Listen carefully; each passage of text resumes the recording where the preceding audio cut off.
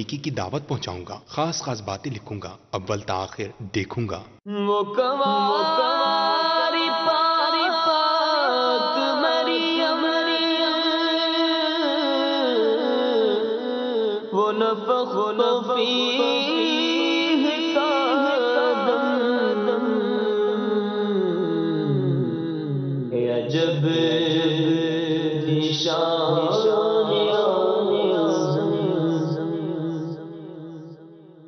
الحمد للہ رب العالمین والصلاة والسلام علی سید المرسلین، اما بعد فاعوذ باللہ من الشیطان الرجیم، بسم اللہ الرحمن الرحیم، الصلاة والسلام علیک یا رسول اللہ وعلی آلک واصحابک یا حبیب اللہ، الصلاة والسلام علیک یا نبی اللہ وعلی آلک واصحابک یا نور اللہ۔ شان خاتون جنت مکتبۃ المدینہ کے مطبوعہ کتاب میرے ہاتھ میں ہے، جو کہ مبلغات کے لیے ایک بہترین تحفہ ہے۔ میرے آقا علیہ الصلاۃ والسلام کی شہزادی سیدہ فاطمۃ الزہرا رضی اللہ تعالی عنہا کے متعلق 12 بیانات کا یہ حسین مدنی گلدستہ ہے۔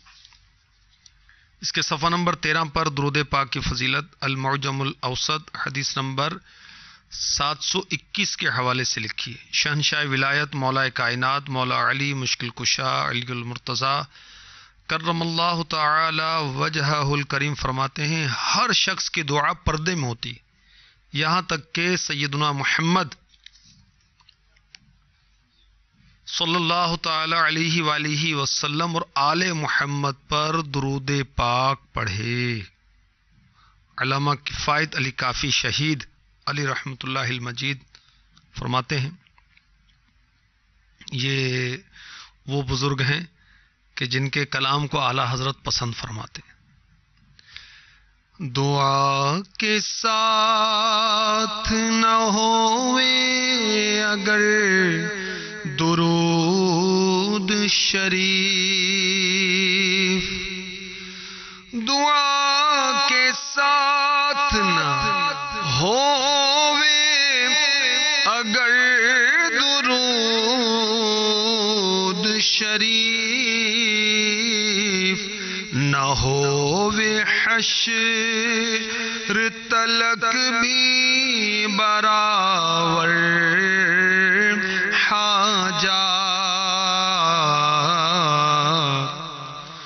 قبولیت ہے دعا کو درود کے باعث، یہ ہے درود کے ثابت کرامت و برکات۔ صلو علی الحبیب صلی اللہ تعالی علی محمد۔ حضرت علامہ کفایت علی کافی شہید رحمۃ اللہ تعالی علیہ فرما رہے ہیں کہ دعا کے ساتھ اگر درود شریف نہ ہو تو قیامت تک بھی حاجتیں پوری نہیں ہوں گی۔ وہ دعا کی قبولیت کا باعث درود ہے، یہ درود کی برکات ہے۔ اللہ ہمیں کثرت درود کی سعادت نصیب فرمائے۔ فیضان حضرت مریم رضی اللہ تعالی عنہا کے سلسلے میں ایک بار پھر حاضری ہے۔ ناظرین و ناظرات کو اس سلسلے میں خوش آمدید کہا جاتا ہے۔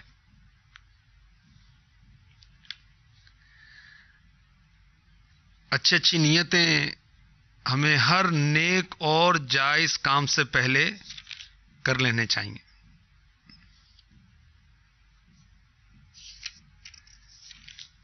کیسی بات ہے کہ اللہ کے محبوب علیہ الصلاۃ والسلام نے ارشاد فرمایا، یہ مسلم شریف کی حدیث ہے، حدیث نمبر 131، جو نیکی کا ارادہ کرے لیکن اس پر عمل نہ کر سکے تو اللہ عز و جل اس کے نام اعمال میں ایک کامل نیکی کا ثواب لکھ دیتا ہے۔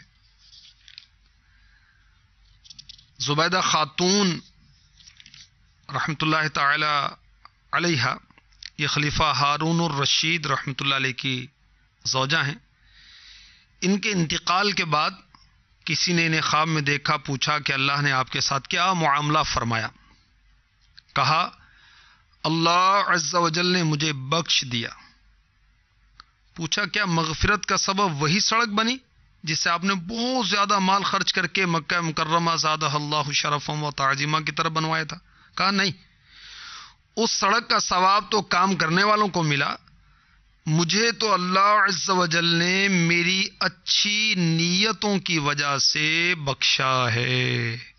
فرمان مصطفیٰ صلی اللہ تعالی علیہ وسلم، نیت المؤمن خیر من عملہ، مسلمان کی نیت اس کے عمل سے بہتر ہے۔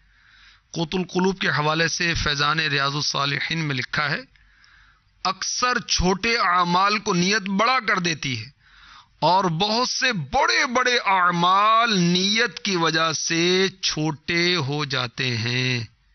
تو اس سلسلے میں شرکت کرنے کی اچھی نیتیں کیجیے، اللہ کی رضا، حصول ثواب، ادب کے ساتھ بیٹھنے کی، توجہ کے ساتھ سننے کی، اہم مدنی پھول لکھنے کی، جو نیکی کی دعوت دی جائے اس پر عمل کرنے کی، ممکن ہو تو دوسروں تک پہنچانے کی۔ اللہ تبارک و تعالی ہمیں نصیب فرمائے۔ حضرت سیداتنا مریم رضی اللہ تعالی عنہا کو اللہ تبارک و تعالی نے بہت شان و عظمت عطا فرمائی۔ آپ ایک ولیہ ہیں، آپ ایک نبی کی والدہ ہیں، ایک نبی کی پرورش میں رہنے والی ہیں، جنت میں میرے آقا علیہ الصلوۃ والسلام کی زوجیت میں ہوں گی، بیت المقدس کی خادمہ، عبادت گزار، روزے دار، اپنے دور کی عورتوں کی سردار۔ ان کی دعائیں قبول ہوتی، ان کی پرورش ہوئی جنتی پھلوں سے، بے موسمی پھل انہیں اللہ کی جانب سے عطا کیے جاتے تھے۔ ان کے نام پر قرآن پاک کی ایک سورت ہے، سبحان اللہ، قرآن پاک میں 31 مقامات پر آپ کا نام پاک آیا ہے۔ فرشتوں سے ہم کلامی کا شرف انہیں حاصل ہوا۔ پچھلے سلسلے میں ان کے خاندان کا کچھ تعارف عرض کیا گیا تھا، مزید آج ہم سنتے ہیں۔ آپ کے خاندان کو اللہ تبارک و تعالی نے عزت عطا فرمائی۔ یہ شرفاء کا خاندان تھا، چنانچہ پارہ 3 سورہ آل عمران کی آیت نمبر 33 میں ارشاد ہوتا ہے ان اللہ اصطفى آدم ونوحا وآل ابراہیم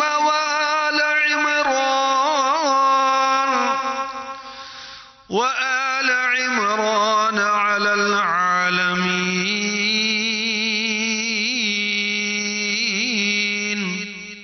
ترجمہ کنز ایمان، بے شک اللہ نے چن لیا آدم اور نوح اور ابراہیم کی آل اور عمران کی آل کو سارے جہان سے۔ اس آیت میں آل عمران سے مراد ہیں حضرت سیدنا عیسیٰ علیہ السلام اور آپ کی والدہ محترمہ حضرت سیداتنا بی بی مریم بنت عمران رضی اللہ تعالی عنہا۔ اس آیت کے تحت مفتی احمد یار خان نعیمی رحمۃ اللہ تعالی علیہ نے بہت پیارے پیارے مدنی پھول تفسیر نور العرفان اور تفسیر نعیمی میں عطا فرمائے، چن لیجئے۔ فرماتے ہیں تفسیر نور العرفان میں معلوم ہوا بزرگوں کی اولاد ہونا بھی دینی عزت کا باعث ہے۔ بزرگوں کی اولاد ہونا دینی عزت کا باعث ہے۔ مزید فرماتے ہیں معلوم ہوا بزرگوں کی سچی اولاد وہ جو ان کے نقش قدم پر چلے۔ جو سید ہیں وہ اس پر توجہ فرمائیں، اور جو پیروں کی اولاد ہوتی ہے، علماء کی اولاد ہوتی ہے، شرفاء کی اولاد ہوتی ہے، انہیں بھی اس پر توجہ کرنی چاہیے اور اپنے خاندان کے لیے عزت کا باعث بننے کی کوشش کرنی چاہیے، نہ کہ شرمندگی کا باعث ہو۔ تفسیر نعیمی میں مفتی احمد یار خان نعیمی رحمۃ اللہ تعالی علیہ اسی آیت کے تحت مدنی پھول عنایت فرما رہے ہیں کہ بیٹی کی اولاد آل میں داخل ہے دیکھو عیسیٰ علیہ السلام کو عمران کی آل کہا گیا، حالانکہ وہ ان کے نواسے، لہذا سادات کرام حضور علیہ السلام کی آل ہیں۔ میرے آقا علیہ الصلوۃ والسلام کی نسل پاک جو ہے یہ آپ کی شہزادی خاتون جنت فاطمہ الزہرا رضی اللہ تعالی عنہا سے چلی۔ آپ کی اولاد کو سید کہا جاتا ہے۔ تو مفتی احمد یار خان نعیمی رحمۃ اللہ تعالی علیہ کتنا وہ پیارا مدنی پھول عنایت فرما رہے ہیں کہ عیسیٰ علیہ السلام حضرت عمران رضی اللہ تعالی عنہ کے نواسے ہیں، تو ان کو آل عمران کہا گیا۔ اسی طرح صراط الجنان جو مکتبۃ المدینہ کے مطبوعہ تفسیر ہے، اس میں اس آیت کے تحت یہ مدنی پھول لکھا گیا ہے۔ اس آیت سے یہ بھی معلوم ہوا کہ اللہ تعالی کے برگزیدہ چنے ہوئے منتخب بندوں کی عظمت و شان کو بیان کرنا اللہ تعالی کی سنت ہے۔ اس آیت میں حضرت آدم علیہ السلام، حضرت اسحاق علیہ السلام، حضرت یعقوب علیہ السلام ان کی اولاد سے ہیں، ان کے دین پر ہیں، ان کی شان و عظمت کا بیان ہے، اور آل عمران یعنی حضرت مریم رضی اللہ تعالی عنہا اور حضرت عیسیٰ علیہ السلام کی شان و عظمت کا بیان ہے۔ تو اسی سے ہمیں یہ بتایا گیا کہ اللہ کے نیک بندوں کی شان بیان کرنا یہ اللہ کی سنت ہے، یعنی اللہ تبارک و تعالی کا طریقہ ہے۔ صلو علی الحبیب صلی اللہ تعالی علی محمد۔ اس سلسلے کا بقیہ حصہ اذان عصر کے بعد ملاحظہ کیجیے۔ عاشقان رسول متوجہ ہوں، باب المدینہ کراچی میں اذان عصر کا وقت ہو چکا ہے۔ بسم اللہ الرحمن الرحیم، الصلاة والسلام علیک یا رسول اللہ وعلى آلك وأصحابك يا حبيب الله، الصلاة والسلام عليك يا نبي الله وعلى آلك وأصحابك يا نور الله۔ عاشقان رسول متوجہ ہوں، براہ راست ہونے والی اذان سنتے ہی اللہ عز و جل کی رضا کے لیے گفتگو اور کام کاج روک کر اذان کا جواب دینے کی عادت بنائیے اور ڈھیروں نیکیاں کمائیے، مگر یہ اذان ریکارڈ شدہ ہے، اس کا جواب دینا ضروری نہیں۔ اللہ اکبر، اللہ اکبر، اللہ اکبر، اللہ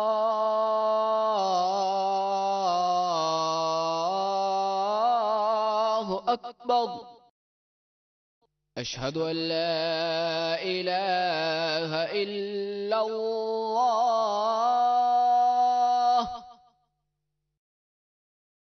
اشہد ان لا الہ الا اللہ،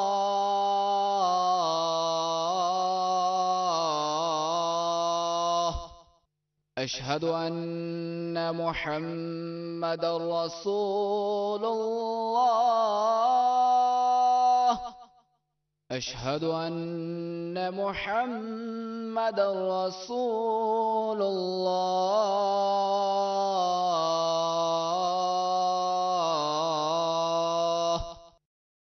حی علی الصلاة،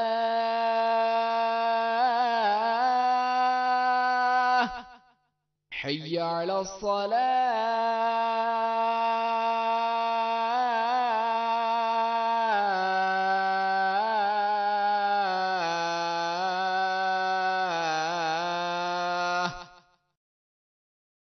حی علی الفلاح،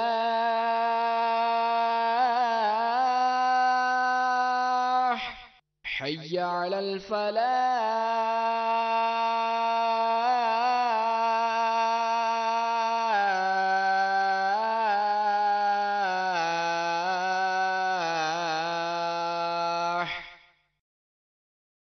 اللہ اکبر اللہ اکبر لا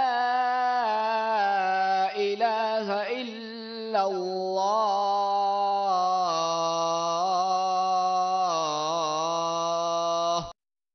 الصلاة والسلام عليك يا رسول الله وعلى آلك وأصحابك يا حبيب الله اللهم رب هذه الدعوة التامة والصلاة القائمة آت سيدنا محمدا الوسيلة والفضيلة والدرجة الرفيعة وابعثه مقاما محمودا الذي وعدته وارزقنا شفاعته يوم القيامة إنك لا تخلف الميعاد برحمتك یا ارحم الراحمین۔ اے اللہ، اس دعوت تامہ اور صلاۃ قائمہ کے مالک، تو ہمارے سردار حضرت محمد صلی اللہ تعالی علیہ وآلہ وسلم کو وسیلہ اور فضیلت اور بہت بلند درجہ عطا فرما، اور ان کو مقام محمود میں کھڑا کر جس کا تو نے ان سے وعدہ کیا ہے، اور ہمیں قیامت کے دن ان کی شفاعت نصیب فرما۔ بے شک تو وعدے کے خلاف نہیں کرتا، ہم پر اپنی رحمت فرما، اے سب سے بڑھ کر رحم کرنے والے۔ الصلاة والسلام عليك يا نبي الله وعلى آلك وأصحابك يا نور الله صلو علی الحبیب صلی اللہ تعالی علی محمد۔ سلسلے کا بقیہ حصہ ملاحظہ کیجیے۔ تو بڑا ہی مبارک خاندان ہے حضرت سیداتنا مریم رضی اللہ تعالی عنہا کا، اور ان کا ذکر خیر قرآن پاک میں بھی موجود ہے۔ حضرت سیداتنا حنہ رضی اللہ تعالی عنہا حضرت سیداتنا مریم رضی اللہ تعالی عنہا کی امی جان، اولاد سے نا امیدی ہوئی، دل میں اولاد کی محبت اور شوق پیدا ہوئی، تو اللہ کی بارگاہ میں اولاد کے حصول کے لیے دعا کی، اللہ تعالیٰ نے ان کی گود ہری کی، تو انہوں نے منت مانی کہ اللہ تعالیٰ نے مجھے اولاد عطا کی تو میں اسے اللہ تعالیٰ کے گھر بیت المقدس کی خدمت کے لیے وقف کر دوں گی۔ خانہ کعبہ سے قبل بیت المقدس ہمارا قبلہ تھا، اور پھر اللہ کے حکم سے میرے آقا علیہ الصلوۃ والسلام کی چاہت کے مطابق کعبے کو پھر قبلہ بنایا گیا۔ اس واقعے کو قرآن پاک نے اس طرح بیان فرمایا، یہ پارہ 3 سورہ آل عمران کی آیت نمبر 35 ہے۔ ترجمہ کنز الایمان، جب عمران کی بیوی نے عرض کی اے رب میرے، میں تیرے لیے منت مانتی ہوں جو میرے پیٹ میں ہے کہ خالص تیری ہی خدمت میں رہے تو مجھ سے قبول کر لے، بے شک تو ہی ہے سنتا جانتا۔ آپ نے یہ نظر کب مانی؟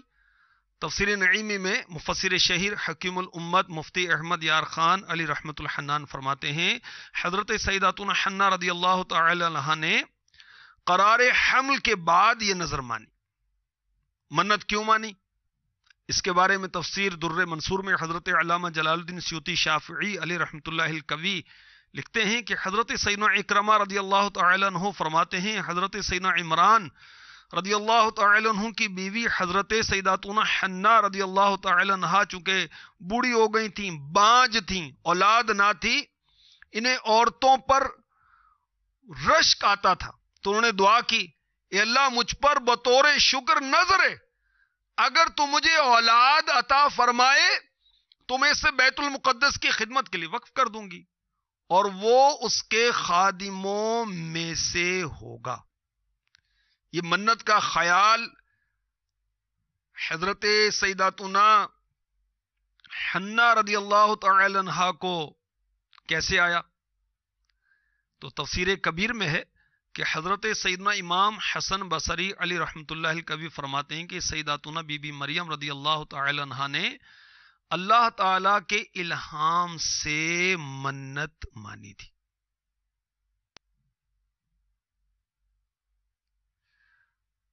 منت مان لی کہ بیت المقدس کی خدمت کے لیے بچے کو وقف کر دوں گی. اب ان کے شوہر حضرت سیداتنا مریم رضی اللہ تعالی عنہا کے والد حضرت سیدنا عمران رحمت اللہ تعالی علیہ نے کہا اگر بیٹا ہوا پھر تو منت درست ہے، لیکن اگر بیٹی ہو گئی تو پھر کیا کرو گی؟ جبکہ اس مقدس گھر کی خدمت کے لیے عورت قابل نہیں ہوتی. یہ سن کر حضرت سیداتنا حنا رضی اللہ تعالی عنہا پریشان ہو گئے.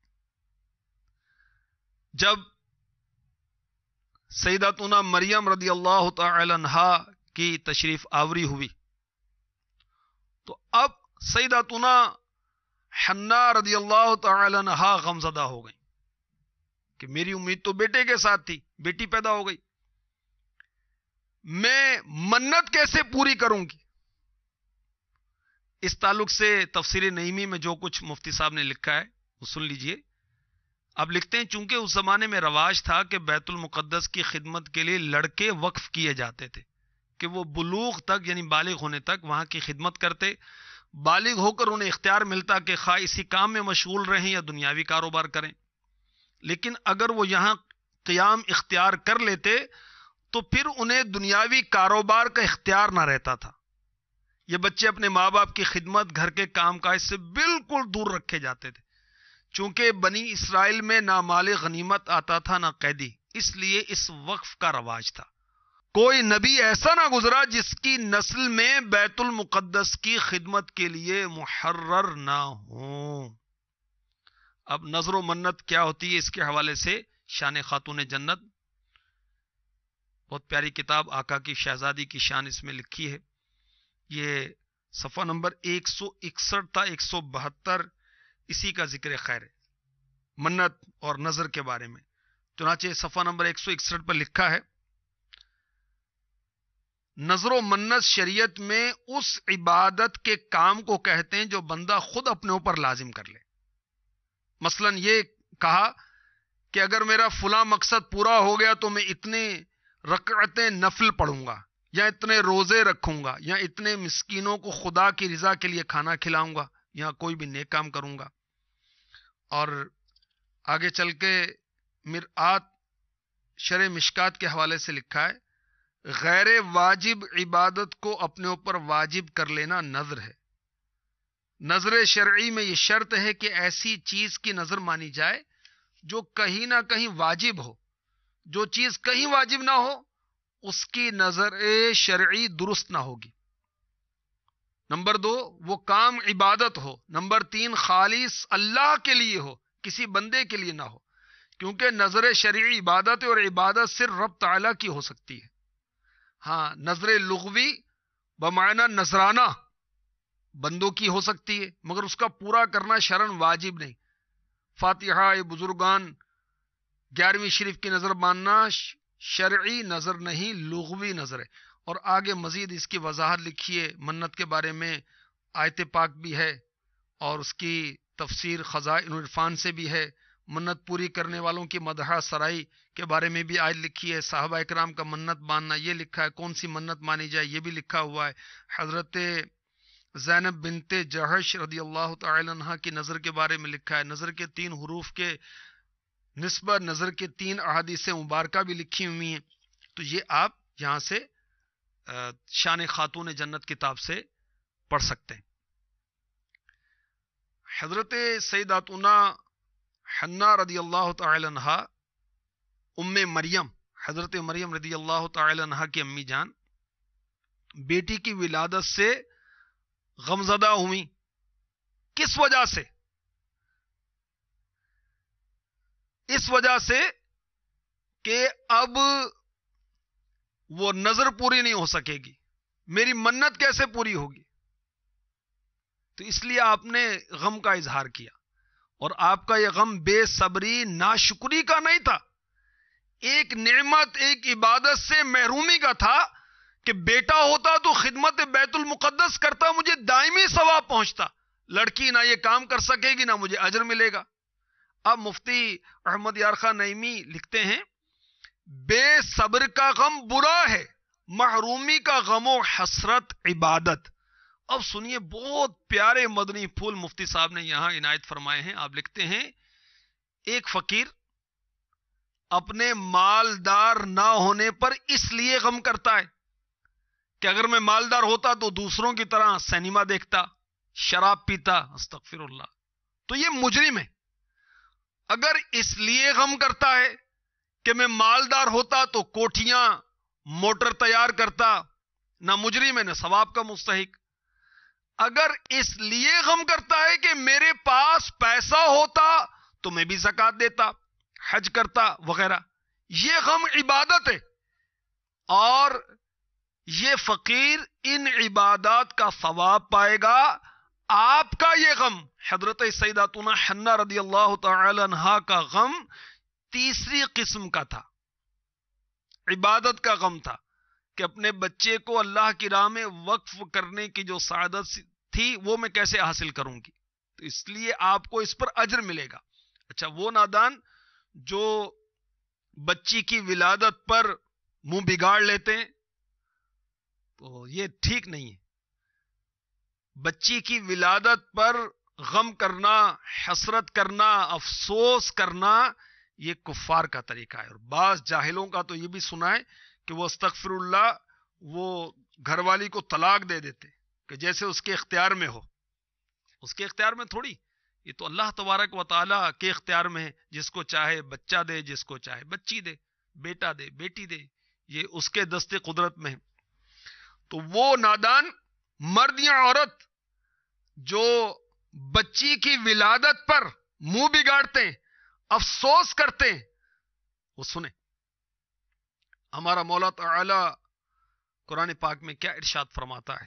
پارہ 14 سورہ نحل کی آیت نمبر 58-59 میں ارشاد ہوتا ہے وَإِذَا بُشِّرَ أَحَدُهُم بِالْأُنثَىٰ ظَلَّ وَجْهُهُ مُسْوَدًّا وَهُوَ كَظِيمٌ يَتَوَارَىٰ مِنَ الْقَوْمِ مِن سُوءِ مَا بُشِّرَ بِهِ أَيُمْسِكُهُ عَلَىٰ هُونٍ أَمْ يَدُسُّهُ فِي التُّرَابِ أَلَا سَاءَ مَا يَحْكُمُونَ.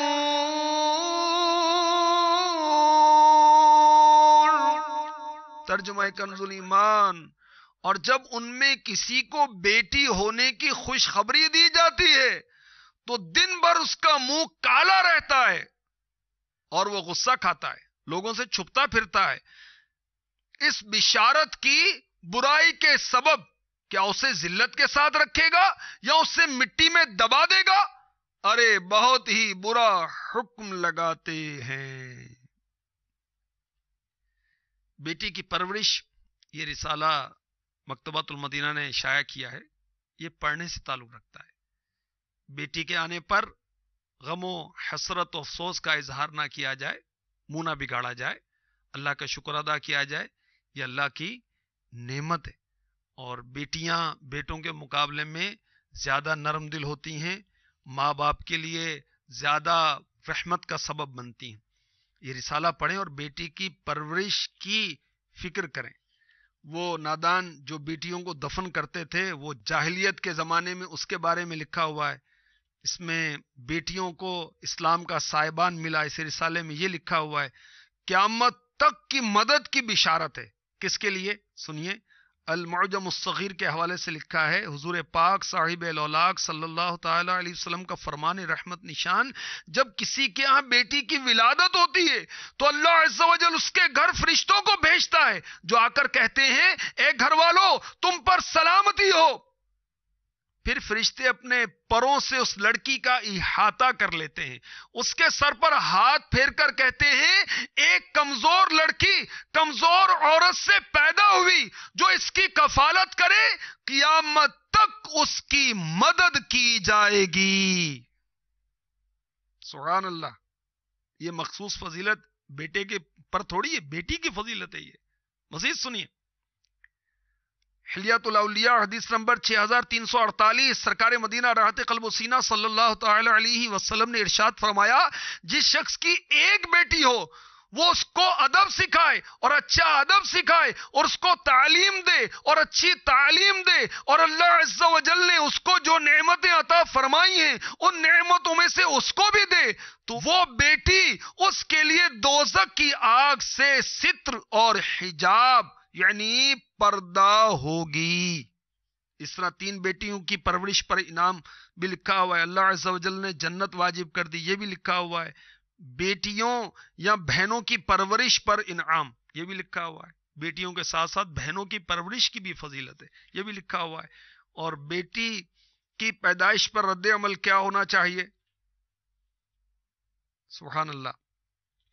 سنیں، میرے آقا علیہ الصلوۃ والسلام نے فرمایا، جس کے ہاں بیٹی پیدا ہو اور وہ نہ تو اسے زندہ دفن کرے، نہ حقیر سمجھے، اور نہ ہی اس پر بیٹے کو فضیلت دے، تو اللہ عز و جل اسے جنت میں داخل فرمائے گا. کاش جنت ملے اور جنت میں بھی آقا کا پڑوس عنایت ہو جائے. جنت میں آقا کا پڑوسی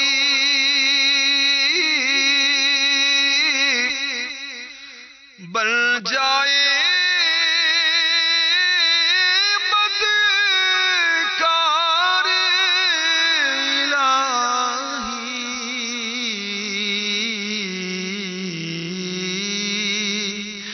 بیر رضا قطب مدینہ بیر رضا قطب مدینہ یا اللہ میری جھولی بھر دے.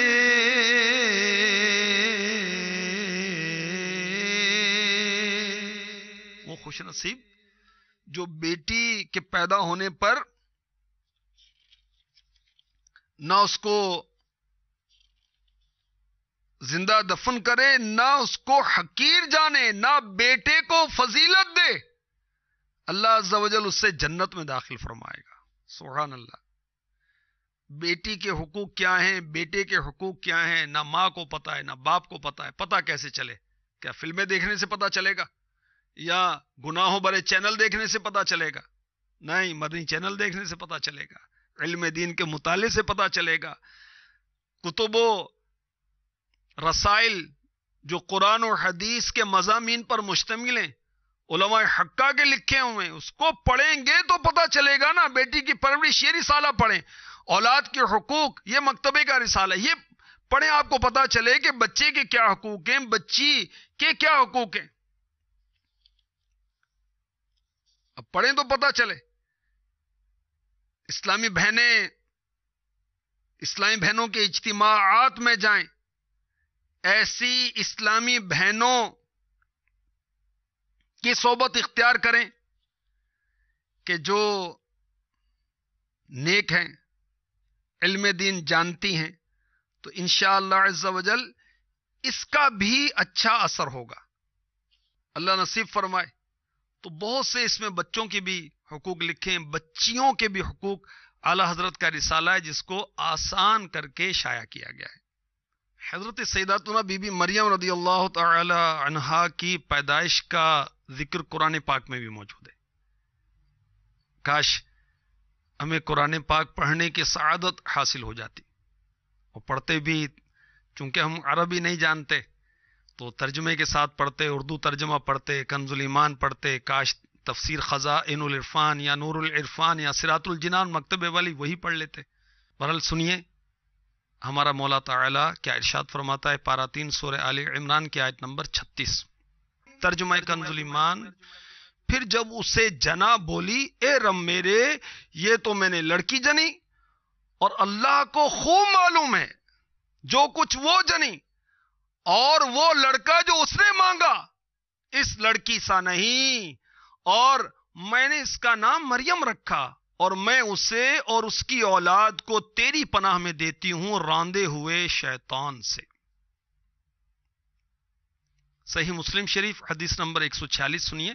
میرے آقا دو عالم کے داتا میٹھے میٹھے مصطفیٰ صلی اللہ تعالی علیہ وآلہ وسلم ارشاد فرماتے ہیں، شیطان ہر نئے پیدا ہونے والے بچے کو، جو بھی پیدا ہوتا ہے، اس کو کچوکے مارتا ہے، انگلی چبھوتا ہے۔ یہ دوسری روایت میں نے پڑھا تھا۔ شیطان اور شیطان کے اس کچوکے مارنے کی وجہ سے بچہ چیختا ہے، لیکن حضرت عیسیٰ بن مریم علیہ السلام اور آپ علیہ السلام کی والدہ محترمہ حضرت سیداتنا مریم رضی اللہ تعالی عنہا اس سے محفوظ رہے۔ اور المستدرک حدیث نمبر 4214 میں ہے، جب حضرت حنا رضی اللہ تعالی عنہا نے حضرت بی بی مریم رضی اللہ تعالی عنہا کو جنم دیا تو اس وقت دعا کی، بے شک میں اسے اور اس کی اولاد کو شیطان مردود کے شر سے تیری پناہ میں دیتی ہوں۔ اللہ تعالیٰ نے شیطان اور ان کے درمیان پردہ ڈال دیا تو شیطان صرف حجاب میں کچوکا مار سکا۔ تو شیطان سے خود بھی بچنا چاہیے، اپنی اولاد کو بھی بچانے کے اسباب کرنے چاہیے، اپنے گھر کو بھی بچانا چاہیے، شیطان سے اپنا ایمان بھی بچانا چاہیے، شیطان سے ظاہر بھی بچانا چاہیے، شیطان سے باطن بھی بچانا چاہیے۔ کس طرح بچائیں، شیطان سے کس طرح بچیں، چند مدنی پھول پیش کرتا ہوں۔ جو درود پاک پڑھے گا، بالخصوص درود تاج کی یہ فضیلت ہے کہ اس کی برکت سے شیطان سے حفاظت رہتی ہے۔ آیت الکرسی شریف پڑھنے سے بھی شیطان سے حفاظت رہتی ہے۔ اللہ کرے ہمیں پڑھنی بھی آتی ہو درست ادائیگی کے ساتھ۔ جو اللہ تعالیٰ کی بارگاہ میں دعا کرے گا کہ اللہ اسے شیطان سے بچائے، اللہ تبارک و تعالیٰ اسے شیطان سے بچائے گا۔ اعوذ باللہ من الشیطان الرجیم، یہ پڑھ لے۔ ہر نیک اور جائز کام سے پہلے بسم اللہ الرحمن الرحیم پڑھیں، انشاءاللہ عز و جل شیطان سے بچے رہیں گے۔ دیکھیں سر میں تیل ڈالنا ہوتا ہے، بسم اللہ نہیں پڑھیں گے نا 70 شیطان شامل ہو جائیں گے۔ تو بسم اللہ شریف پڑھ کر، فیضان بسم اللہ میں امیر اہل سنت نے لکھا ہے، وہاں سے پڑھ لیجئے۔ تو بسم اللہ الرحمن الرحیم، اللہ کرے یہ بھی ہمیں صحیح پڑھنا آتا ہو۔ اسلامی بھائیوں کو سب کو ٹھیک نہیں آتا، اور اسلامی بہنیں جو ہیں ان کی تو بہت اغلاط ہوتی ہوں گی، ہا اور ہا کی ادائیگی میں فرق ہے۔ بہرحال سورہ بقرہ کی آخری 2 آیات، آمن الرسول بما انزل الیہ من ربہ والمؤمنون، آخر تک یہ جس گھر میں پڑھی جائیں گی، اس کی فضیلت یہ ہے کہ شیطان گھر کے قریب نہیں آئے گا۔ تو اسلامی بہنیں مدنی پنسورہ لے لینا، یہ ناول ڈائجسٹ کا کیا حاصل ہوگا، کیا فائدہ ملے گا، کیا فضیلت ہے، وقت کی بربادی، سوچوں کی بربادی، اور کیا حاصل ہے۔ مدنی پنسورہ لیں، امیر علیہ سنت نے مرتب کیا، اس میں قرآنی سورتوں کی فضیلت، درود کی فضیلت اور بہت سے فضائل، بہت سی برکات، فیضان اوراد وغیرہ وغیرہ بہت کچھ ہے۔ اس میں یہ آیات بھی لکھی ہیں، اس کی فضیلت بھی لکھی ہوئی ہے۔ جو اللہ تبارک و تعالیٰ کے ذکر میں مستغرق رہے گا وہ بھی شیطان سے بچا رہے گا۔ گھر سے نکلتے وقت گھر سے نکلنے کی دعا یہ پڑھیں، شیطان سے تحفظ رہے گا۔ اب گھر سے نکلنے کی دعا کون یاد کرائے گا؟ یہ کرکٹ کھیلنے والا دعا یاد کرائے گا؟ یہ وہ سہیلی جو بنا رکھی ہے، جو ناجائز فیشن کرتی ہے، بے پردہ گھومتی ہے، یہ یاد کروائے گی اسلامی بہنوں کو؟ نہیں، یہ تو اچھی صحبت سے معلوم ہوگا، مدنی چینل دیکھیں گے، کتابیں پڑھیں گے، اسلامی بھائی قافلوں میں سفر کریں گے، اجتماع میں شرکت کریں گے، اسلامی بہنوں کے ہفتہ اجتماع میں آئیں گی، بعد میں جو مدنی حلقہ لگتا ہے اس میں شرکت کریں گی، مدرسۃ المدینہ بالغات میں حاضری دیں گی۔ اب تو الحمدللہ مدرسۃ المدینہ بالغات آن لائن کا سلسلہ بھی ہے، نیٹ کے ذریعے پاکستان کے علاوہ دنیا بھر کی اسلامی بہنیں الحمدللہ ان کو دعوت ہے اور پڑھتی ہیں، اسلامی بہنیں پڑھاتی ہیں ان کو، یوں بھی یاد ہو سکتا ہے۔ اس سے بھی انشاءاللہ شیطان سے تحفظ رہے گا، شیطان دور رہے گا۔ فجر کی نماز کے بعد بات کیے بغیر 10 مرتبہ سورہ اخلاص مکمل پڑھ لیں، سارا دن شیطان سے بچت رہے گی۔ کھانے سے پہلے کھانے کا وضو اور کھانے کے بعد کھانے کا وضو جو بعد کا وضو ہے وہ کر لیں تو یوں بھی شیطان دور رہے گا. اور اس کے لیے بھی سیکھنا پڑے گا. فیضان سنت میں آداب طعام میں امیر اہل سنت نے کھانے کا وضو کیا ہے اور اس کے آداب وغیرہ اس کا بھی لکھا ہے. حضرت سیداتنا حنا رضی اللہ تعالی عنہا نے دعا کی اور جناب مریم رضی اللہ تعالی عنہا کی ولادت کے وقت دعا مانگی، یا جب دعا مانگی کہ حضرت مریم رضی اللہ تعالی عنہا کو بیت المقدس کے خدام کے سپرد کیا جا رہا تھا، دعا کی. اب اس دعا کا اثر کیا ہوا؟ دعا سے غافل نہیں ہونا چاہیے. تفسیر نعیمی میں مفتی احمد یارخا نعیمی رحمۃ اللہ تعالی علیہ فرماتے ہیں حضرت سیداتنا حنا حضرت مریم رضی اللہ تعالی عنہا کی والدہ محترمہ، انہوں نے دعا کی، اس کا اثر یہ ہوا کہ اللہ تعالی نے حضرت مریم رضی اللہ تعالی عنہا کو ہر قسم کی گندگی ظاہری و باطنی سے پاک رکھا.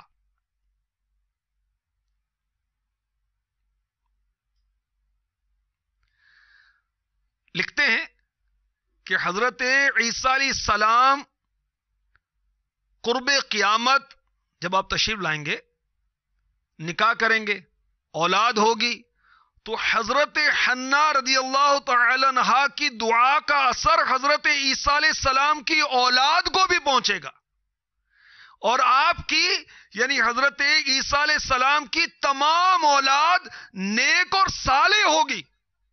غرض کے ماں کی دعا اور ماں بھی حضرت حنا رضی اللہ تعالی عنہا جیسی بہت پرتاثیر ہوتی ہے. ہاں، ماں کی دعا بھی قبول ہوتی ہے، ماں کی بد دعا بھی قبول ہوتی ہے. ماں کوس دے تو بھی ڈرنا چاہیے، اسلامی بہنوں کو بھی اسلامی بھائیوں کو بھی. فضائل دعا، اولاد کے لیے دعا کرنی چاہیے، بد دعا نہیں کرنی چاہیے. ماں باپ کو یہ سوچنا چاہیے. یہ اعلیٰ حضرت کے والد گرامی کی کتاب ہے، اعلیٰ حضرت نے حاشیہ لکھا ہے، مکتبۃ المدینہ نے بہت آن اور شان کے ساتھ اس کو شائع کیا ہے. صفحہ نمبر 222 سے پڑھ رہا ہوں کہ والدین کی دعا اپنی اولاد کے حق میں ایک حدیث شریف ذکر کی جاتی ہے، یعنی ان کا ذکر کیا گیا ہے، ان 19 لوگوں کا ذکر کیا گیا ہے کہ جن کی دعا قبول ہوتی ہے، اس میں والدین بھی ہیں. والدین کی دعا اپنی اولاد کے حق میں نہیں قبول ہوتی ہے. ایک حدیث شریف ذکر کی جاتی ہے کہ یہ دعا امت کے لیے دعائے نبی کی مثل ہوتی. ماں اور باپ کی اولاد کے حق میں دعا کا اتنا اثر ہے. ماں کی دعا کی کیا بہاریں ہیں؟ سمندری گنبد رسالہ پڑھیں. ماں کی دعا کی برکتیں، وہ سمندری گنبد ملا سلیمان علیہ السلام کے دور کی بات ہے، یہ پڑھیں اس کے اندر. اور جنت کا ساتھی موسیٰ علیہ السلام کا ایک قصاب، اس کو خوشخبری ملی ماں کی دعا کی برکت سے. اور ماں کی بد دعا کا نتیجہ کیا ہوا؟ لکھا ہوا اس کے اندر صفحہ نمبر 9 پر کہ ایک شخص کو ماں نے آواز دی، اس نے جواب نہ دیا، تو ماں نے بد دعا دی تو وہ شخص گونگا ہو گیا. تو وہ نادان جو ماں کی بات نہیں سنتے، ماں آوازیں دیتی رہتی ہے اور وہ مست ہیں فلم دیکھنے میں، گانے سننے میں، گھومنے پھرنے میں، اور اونگ رہے ہیں، حالانکہ آواز سن رہے ہیں، رپلائی نہیں دیتے. ان کو ڈرنا چاہیے. یہ بہت پیارا رسالہ ہے. ماں باپ کا ادب و احترام سیکھ جائیں گے اگر اس کو پڑھ لیں گے تو انشاءاللہ عز و جل. تو اللہ تبارک و تعالی ہمیں توفیق دے کہ ماں باپ کو راضی کریں، اور ماں باپ کو چاہیے کہ اپنی اولاد کو بد دعا نہ دیں بلکہ ان کو دعا دیا کریں. میں نے پچھلے سلسلے میں بھی عرض کیا تھا کہ حضرت محمد بن اسماعیل بخاری، امام بخاری رحمۃ اللہ تعالی علیہ، یہ بچپن میں نابینا ہو گئے تھے، تو ان کی ماں نے دعا کی، ماں کی دعا کی برکت سے اللہ تبارک و تعالی نے انہیں پھر آنکھوں کی روشنی عطا فرما دی. اتنے بڑے امام بنے، اتنے بڑے محدث بنے، دین اسلام کی اتنی خدمت کی. اللہ تبارک و تعالی سیداتنا مریم رضی اللہ تعالی عنہا کے صدقے میں ہماری بہن بیٹیوں کو نیکی کی توفیق عطا فرمائے، حیا کی چادر عطا فرمائے. حضرت سیداتنا بی بی مریم رضی اللہ تعالی عنہا کا نام کس نے رکھا؟ والدہ نے رکھا. والدہ نے کیوں رکھا؟ نام مریم ہی کو رکھا گیا. پھر کیسے نام رکھنے چاہیے؟ برے نام کے برے اثرات ہوتے ہیں. حضرت بی بی مریم رضی اللہ تعالی عنہا کی پرورش کے بارے میں انشاءاللہ یہ آئندہ سلسلے میں عرض کیا جائے گا. اللہ تبارک و تعالی ہمیں اپنے کرم سے نیک بنائے. آمین بجاہ النبی الامین صلی اللہ تعالی علیہ وسلم. وہ کنواری پاک مریم، وہ نفخ فیہ کادم، عجب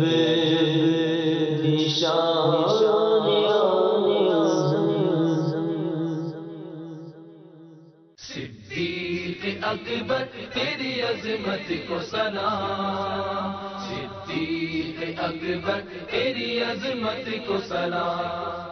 عیش و راحت و فراغت کی زندگی بسر کرتی ایک قوم سبا، جنہوں نے اللہ عز و جل کی نافرمانی، عیاشی اور سیاہکاری کو اپنا شیوا بنا لیا، تو پھر سیلاب کی صورت ان پر عذاب الہی نازل ہوا اور سب کچھ تباہ و برباد ہو گیا.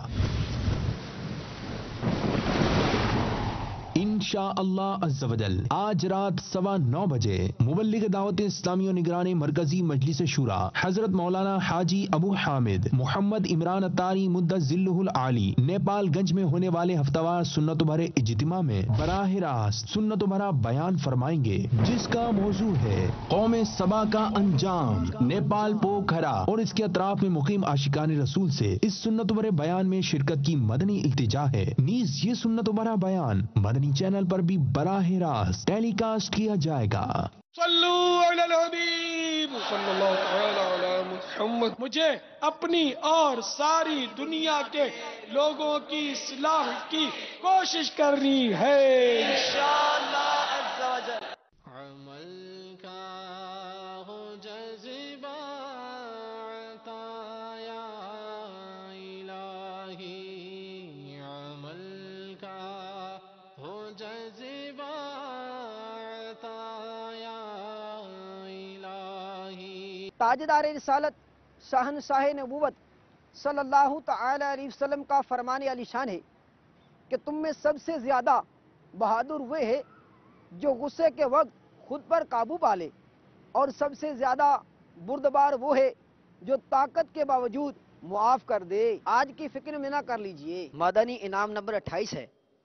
آج آپ نے گھر میں یا باہر کسی پر غصہ آ جانے کی صورت میں چپ سادھ کر غصے کا علاج فرمایا یا بول پڑے، نیز درگزر سے کام لیا یا انتقام یعنی بدلہ لینے کا موقع ڈھونڈتے رہے. صلو علی الحبیب صلی اللہ تعالی علی محمد. مجھے اپنی اور ساری دنیا کے لوگوں کی اصلاح کی کوشش کرنی ہے انشاءاللہ عز و جل. شیخ طریقت امیر اہل سنت دامت برکاتہم العالیہ اپنے رسالے تلاوت کی فضیلت کے صفحہ نمبر 20 پر ایک حدیث پاک نقل فرماتے ہیں کہ اللہ عز و جل زمین والوں پر عذاب کرنے کا ارادہ فرماتا ہے، لیکن جب بچوں کو قرآن پاک پڑھتے سنتا ہے تو عذاب کو روک لیتا ہے. سبحان اللہ عز و جل. خوش نصیب ہیں وہ والدین جو اپنی اولاد کو قرآن پاک کی تعلیم سے آراستہ کرنے کے لیے ہر دنیاوی معاملے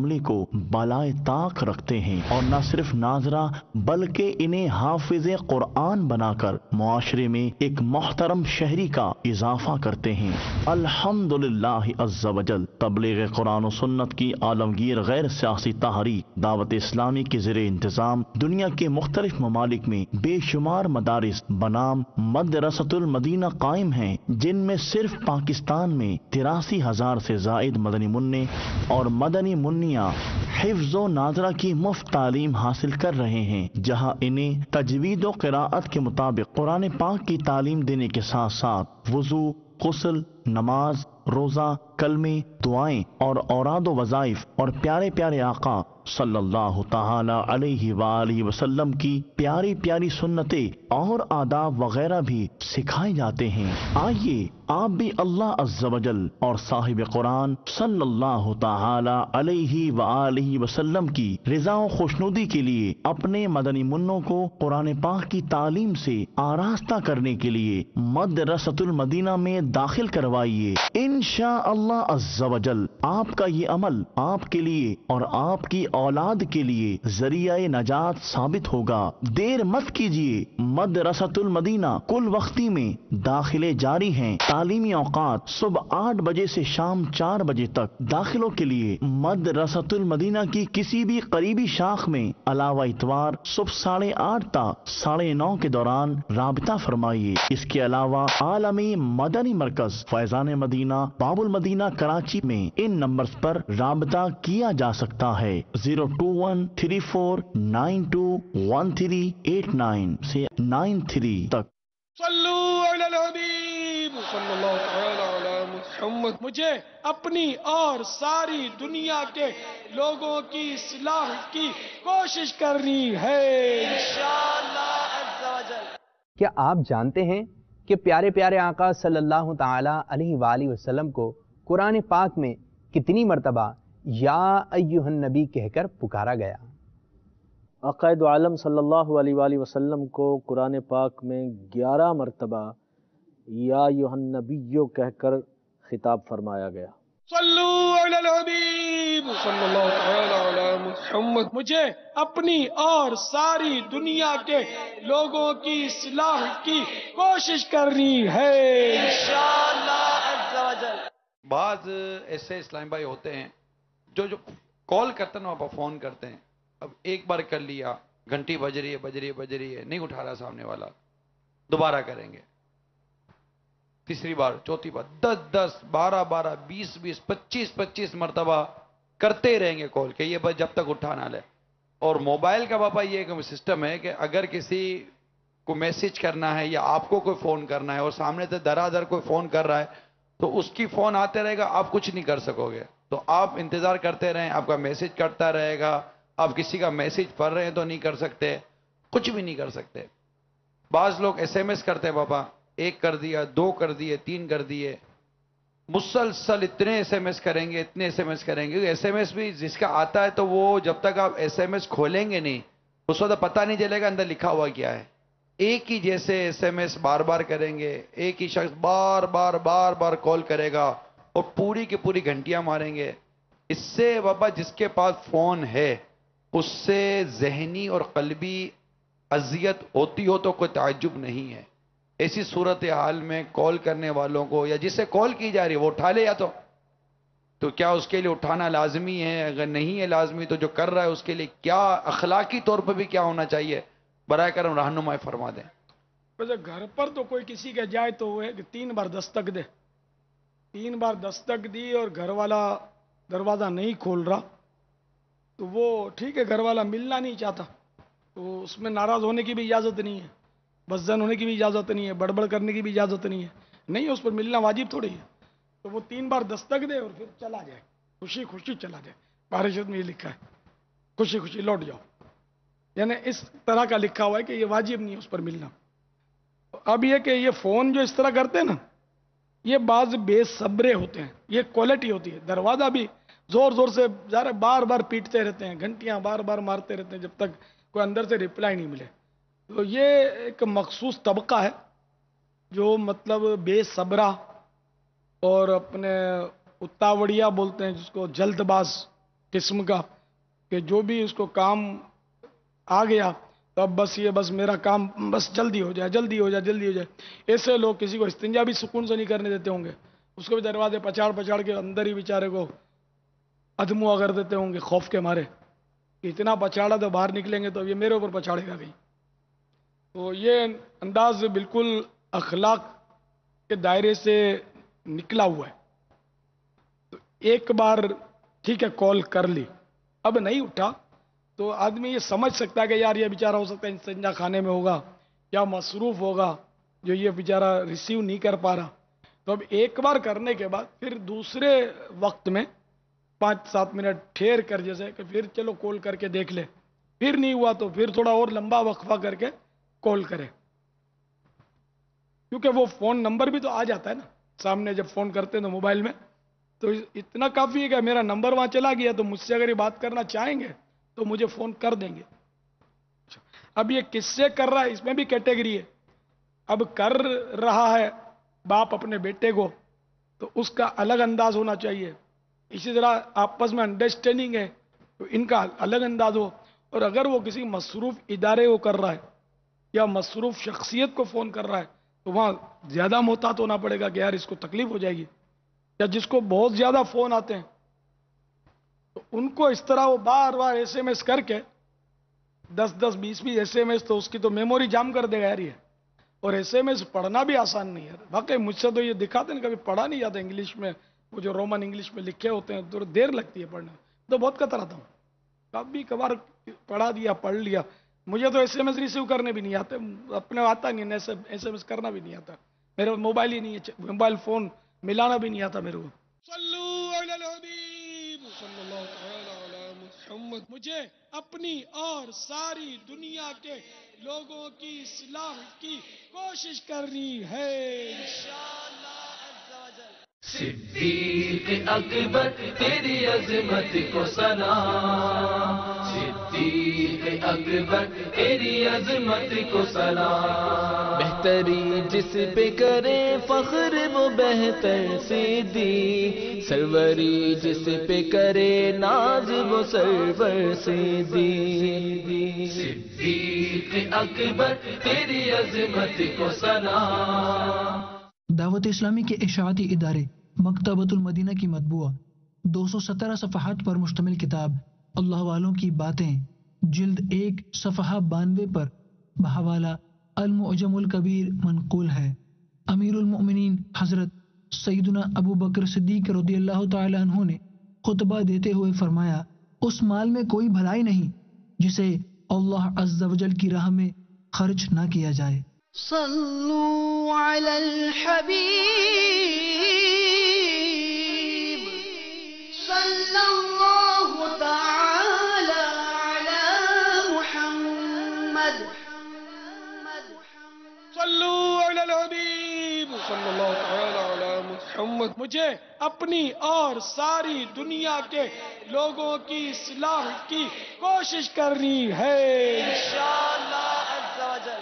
جب انسان حالت نیند میں ہوتا ہے تو نہ جانے کیا کیا عالم لاشعوری میں دیکھتا ہے، اور جب نیند سے بیدار ہوتا ہے تو جانتا ہے کہ جو کچھ دیکھا یہ سب خواب تھا۔ یہ مختلف قسم کے خواب جو ہمیں آتے ہیں، اس کی حقیقت کیا ہے؟ کیا دیکھے گئے خواب کسی کے بھی سامنے بیان کر سکتے ہیں؟ اچھے اور برے خوابوں کی شرعی حیثیت کیا ہے؟ سچے خوابوں کی حقیقت و اہمیت کیا ہے؟ خوابوں کی تعریف و اقسام کیا ہیں؟ خوابوں کی تعبیر بتانے کا اہل کون ہے؟ جس چیز کو بار بار سوچتے ہیں وہ آپ سونے کی صورت میں بھی وہی چیزیں آپ کے ذہن میں آتی ہیں۔ بری ذہنیت، بری طبیعت، برے کام میں رہو گے تو برے خواب بھی آئیں گے۔ خواب ایک حقیقت ہے، خواب آتے ہیں۔ سانپ ہمیں جو ہے وہ